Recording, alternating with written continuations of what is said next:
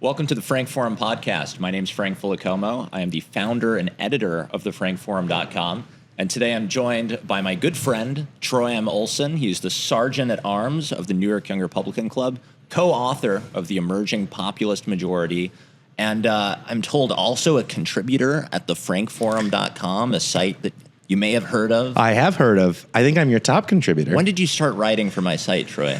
And why? Why did you start writing for my site? I think you invited me to write for the site. We knew one another. I want to say my first article was in 2003. 2003, I was 6 years old, so it couldn't be. That's way off 23. That's what I meant. Wow, I was thinking of 2003. It's because of all of that pre-show. Bush was in office. Yeah. That actually is sort of a Freudian slip. That's a window into so many of our conversations about at least the more partisan ones where we talk about, how much things have changed in the last 2 decades. Yes. And we think about that a lot. But yeah, 2023, I want to say is my first article I've written. The inaugural year of the Frank Forum. Yep. So top contributor, early contributor. Yeah. And when I say top, you still have you're beating me by a good 100. Right. And then some. Well, I got to keep it going. Yeah. I'm happy with I've contributed 16 pieces, I want to say, if we're to put a number on it. Yes. But one of which we're going to discuss in some detail here. But I always tell people, not only do I enjoy writing for your site, writing for the Frank Forum has made me, I think, a better writer. I've embraced brevity. And I do enjoy that what I'm going to write and put on there is able to get on the landing page real clear, which is amazing. That's always fun. And the site's really growing, and I think that launching this podcast is a natural next step for you. Yeah. And so I'm happy to be a part of this. Yeah. What are we going to talk about on the Frank? What are we going to be talking about on the Frank Forum? Well, I think that when I started the website, it was 2023.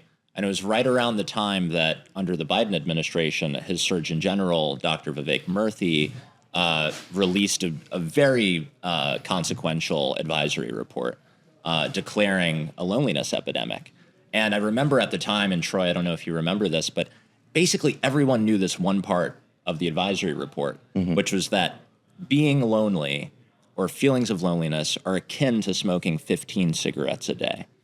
Loneliness is that bad for you. It leads to cognitive decline. It leads to other physiological and psychological problems. And, I think when I heard that and when I read that 80-plus page report, it really moved me. And, you hear all this stuff now. I mean, there's a million articles about the male loneliness epidemic or about the loneliness epidemic writ large. And it's very clear that there's a problem. Yeah. And I think a lot of young men, including young conservative men, a lot of them feel sort of despondent, directionless. A word that I find myself using a lot is listless. And that is to say, without any kind of clear direction.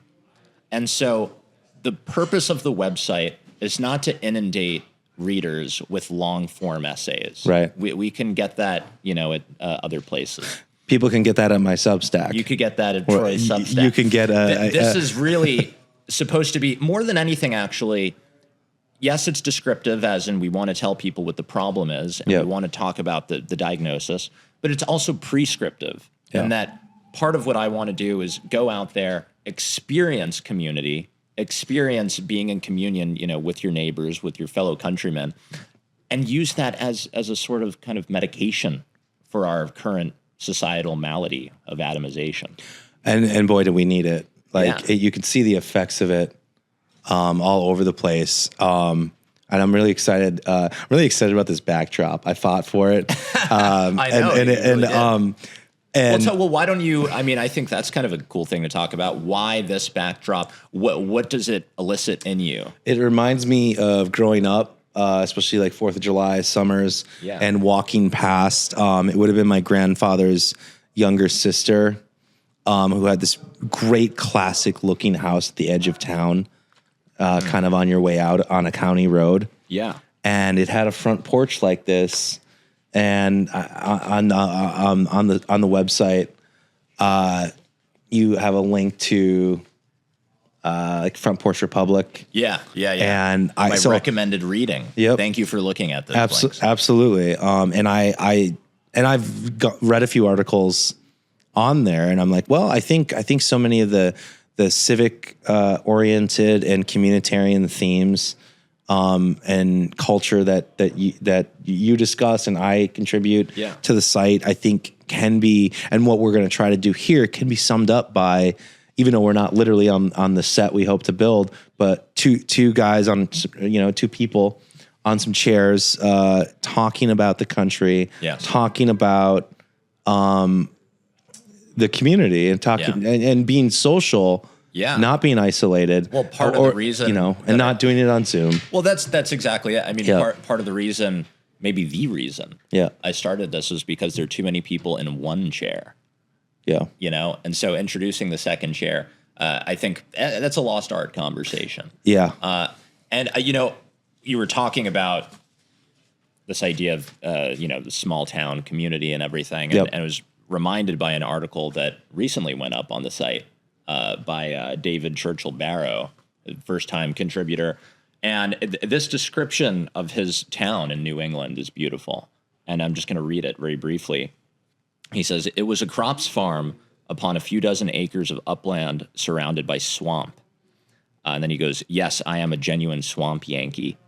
In a little New England town that made Andy Griffith's Mayberry look like Manhattan. Wow. My mother died when I was 2, and when my World War II Marine father looked at me, he may have seen a glimpse of my mother. He seldom raised his voice to me, let alone spank me, in the days when most children were spanked.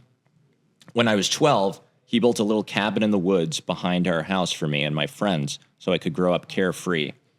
And then he grows up to talk about, this part's great. He goes, "Folks would give us kids a ride if they saw us walking somewhere, and the nurse who lived across the cornfield would patch up my inevitable cuts and bumps. I was raised to call our closest neighbors Aunt Betty and Uncle Joe." This is an America that, a lot of us, including, I'm sure most of the people watching this, are probably working remote jobs in their studio apartments. I'm kind of projecting a little bit because this is my situation. But and that is an atomized existence. Yep. It is an existence that is far removed from the Tocquevillian understanding of America in the 1830s. And so, look, if you're living in Brooklyn or if you're living in a major city, can you just have a front porch and do this kind of beautiful thing that's described here in this New England town? It's like, no, you can't do that. But what you can do is work with what you have. Yep. And a big part of working with what you have is, first of all, you have to leave the front door, which is a hard first step for a lot of people. And you have to do things like join the New York Young Republican Club or the, whatever, the Rotary Club or the Knights of Columbus. Or maybe just 2 blocks away from me, there's an open mic that I go to every Thursday. So we have to push ourselves to engage in conversation and to engage in community with other people. And this piece, which I think is beautiful, is called "I was raised in Tocqueville." And the photograph on the piece is a Rockwell painting. And that's kind of segues to my upbringing. I always tell people I grew up in a Norman Rockwell painting, and it wasn't a small New England town. It was a small Midwestern town in Minnesota that was surrounded by a rural area, but the town was just big enough to not be totally bored. So it was like, it was 8,000, 9,000, 10,000. And there was a lot of, it felt like a busy hub in the summer because we were surrounded by lakes area. It was like 10,000 lakes, more than 10,000 lakes in Minnesota. And so there was always a lot to do, actually. So it recreated some of the busyness of a bigger community. But at the end of the day, especially for 9 months of the year, it was definitely a small town vibe. But I grew up on front porches listening to older adults talk endlessly about American history, the war years, the post-war years, old baseball teams. And it was usually my father and his cousins, which were all older than him. And it was, or I'd be listening to a generation even older than that when I was a really little kid. And so these were the children of the Great Depression. Right. And of course their father, which would be my great grandfather, he died at the age of 39 and he had 8 children. And this was in late 1920s. So Great Depression hits just after that. Right. And so I learned so much about life before I had really even seen the world, just by sitting there and listening to them. And I know that might sound shocking, me just sitting there listening to other people talk, because now I drone on and I never Troy, I never shut up. But so I mean, that's kind of the segue there, and that's why that terminology and that metaphorical way to describe, I think, a lot of the themes that the site is about, and that you write about, and I contribute to. When I write on there, I thought it was a good title and a good what you're describing to me is small c conservatism, properly understood. And a lot of my gripe, especially with the sort of 20th century recreation of the GOP in the more libertarian vein, right, is I feel like the term conservatism has sort of been hijacked in a way. And what you have is people who, they fly the "Don't Tread on Me" flag, which to me is an anti-community flag. Yeah. I understand. I mean, that temperament is kind of baked into a lot of Americans. But to me, Americanism and conservatism is about understanding that you are not the end-all be-all. There is something greater than just ourselves. There is you're part of a lineage. Yoram Hazony, in his book, which I encourage everyone to read, it's called Conservatism, a Rediscovery. He talks about this term that I love, historical empiricism. And what historical empiricism means is that we are not what the Enlightenment thinkers imagine that we would be, which is these kind of always calculating, rationalist, homo economicus kind of people. It's like, no, we are a product of a bigger picture that involves our father and our grandfather and our great-grandfather.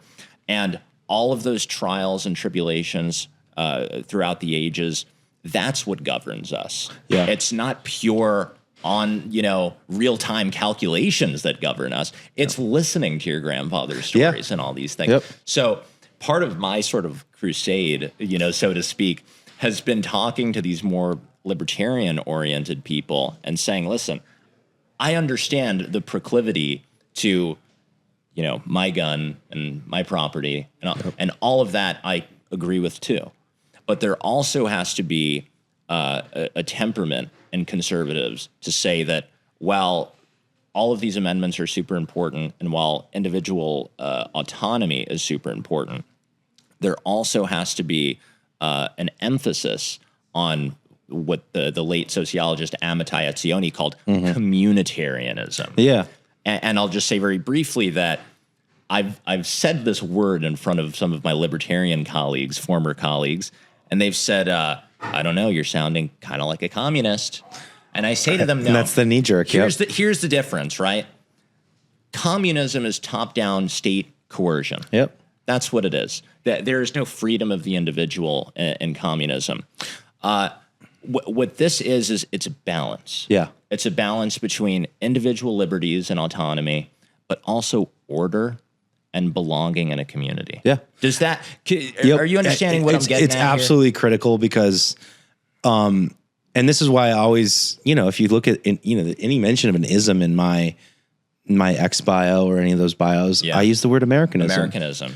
And I am someone that thinks that, even if we just take I'll just say the eras rather than the presidents, but I happen to think that even though Democrats held Congress, I believe the era of Eisenhower as president in the 50s was a more small c conservative America than the Reaganite 1980s. And I don't mean that to, say that Eisenhower was more conservative than Reagan necessarily, but I guess what I mean by that is we don't merely get a lot of what we are just from who's president.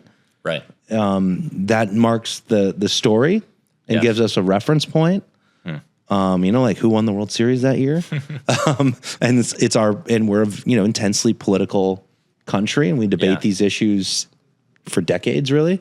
And they've been with us a lot longer than we think. And a lot of things that we call new are really just recreations of prior eras and conversations. But I really do believe that, the America that I'm searching for, even living here in New York City, which I think, we're obviously we're not going to have this front porch necessarily.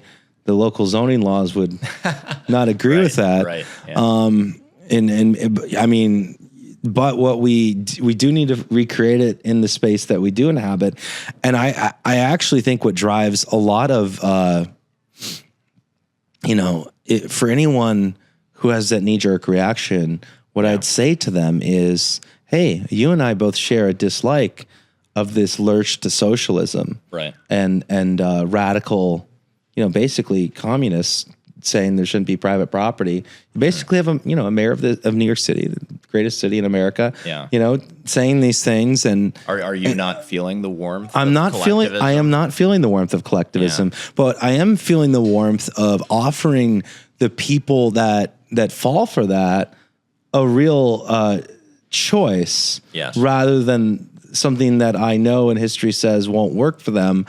I do want them to be happy and pursue happiness and pursue the American dream, and however they feel they can reach that. I think a small C conservatism, a more communitarian rather than a libertarian Republican Party, and I guess the word that I might use for it historically is I've said the word populism a lot. Sure. But I think there's some crossover between some of these ideas. Yeah. But in the specific context of your site and what we're going to talk about, what I like about writing for your site is it's when I get to write about culture. Yes. And sometimes I'll mix in family, as where when I write on my Substack, it's a longer piece and I'm way too into the horse race. Right.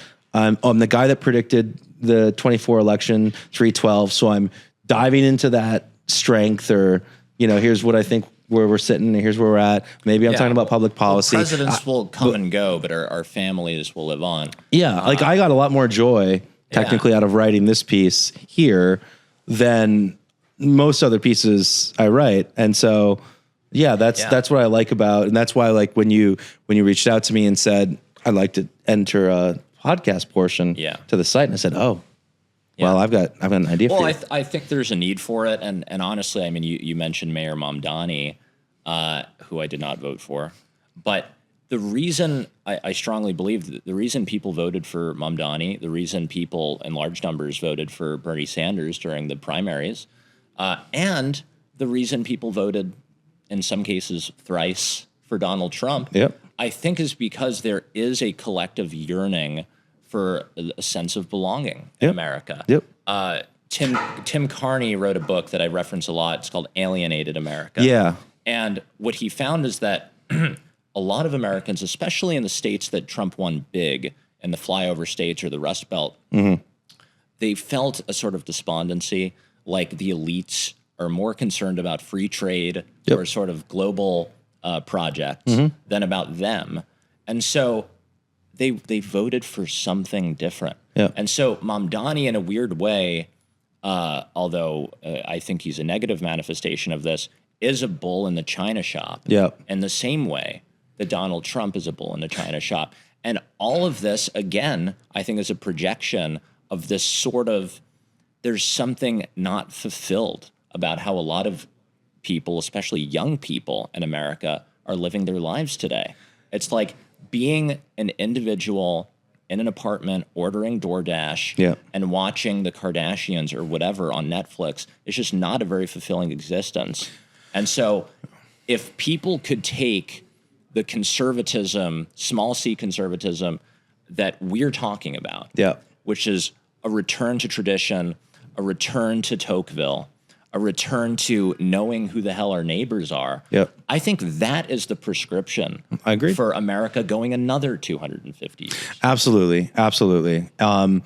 And from those little platoons, we will get to a place where we feel like we have a monoculture, monoculture again. That was maybe a inarticulate way to try to transition. Are you referencing to this other perhaps this article that you wrote for the frankforum.com? I did, which is a great article, and it's so true because I mean I think the main point, and you could correct me, the the main point of your article is that we used to basically all get each other's references. Yeah. Because we were watching the same things. Yep. And like there were 3 or 4 channels. Today, everything is so decentralized. Yep. Everyone's kind of in their own silo. I mean, how many views did the Seinfeld finale get? It was like I talk about that in there. 76 million viewers. Right. And then you say that the next best thing in sort of modern day to that was the Game of Thrones finale, it seemed like a tentpole. 13 million. Which is nothing. So I mean, it's impressive only in the context of its time. So you're saying that we have a lot less of a common culture, which is sort of a terrible black pill. Yeah. But also true. This is me being...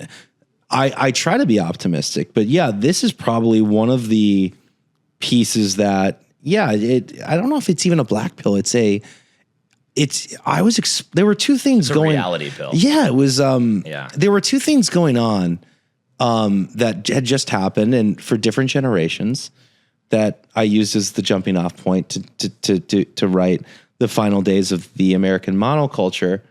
Which is why do you even say it like that? Final days. If we're saying it's already gone, well, no, we have the residue of that monoculture, people that everyone knows and loves, and then they'll come to the end of their lives, they'll die. Right. The Beatles, we all love the Beatles in America. Right. And a few years ago, the last Beatles song came out. Yeah. And then that video, we have the 2 living Beatles next to the 2 that are dead. It's a beautiful song, beautiful video. And so if you're like a baby boomer, or even older, that gets right to your heart. Yeah. And then so let's go younger to let's say Gen X and millennial era. I mean, I really believe that Seinfeld and especially Friends is why so many transplants moved here. At least it was a very romantic view of living in the city. The pitch of the Friends is the time in your life where your friends are your family. That's right. Okay. So that's not just a very powerful notion, but that's actually what New York City was in the 90s too. And they had experienced it and they wrote about it. And that's why it meant something. But, so Friends, obviously Matthew Perry died. Yes. Tragically too young. And the other one I'm noticing, I love the Beatles, so it's sad for me, but I'm mostly noticing it in those who are older and reading like their comments and watching that. But the Friends thing, I got to experience a little bit more personally in that, I was a Friends watcher. And what a sad thing, but I couldn't help but notice one of the reasons that this was hitting so deeply is that these are common cultural reference points. Everybody knows Friends. Yeah. Everybody knows Raymond. Yeah, everybody knows Raymond. Sometimes you want to go where everybody knows your name. Cheers. That's right. And then, we could just keep doing. We could keep doing this. Yeah. But so I'll read just one piece from it. Back when everyone was all in the family.